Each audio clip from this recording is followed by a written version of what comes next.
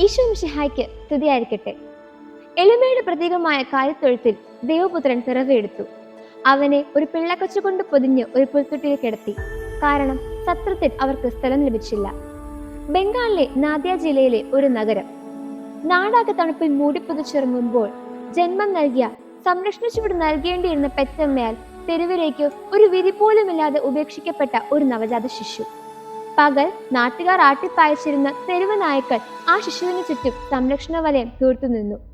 പുലർച്ചെ ആ കുഞ്ഞിന്റെ കരച്ചിൽ കേട്ട് ഒരു മനുഷ്യൻ ആ നഗരത്തിൽ എത്തുന്നിടം വരെ. ആ മനുഷ്യൻ എത്തിയപ്പോൾ ആ തെരുവ് നായ്ക്കൾ ഒരു വശത്തേക്ക് അനുസരണയോടെ മാറിക്കൊടുത്തു. ആ മനുഷ്യൻ ആ കുഞ്ഞിനെ സുരക്ഷിതമായ ഒരു സ്ഥലത്ത് എത്തിച്ചു.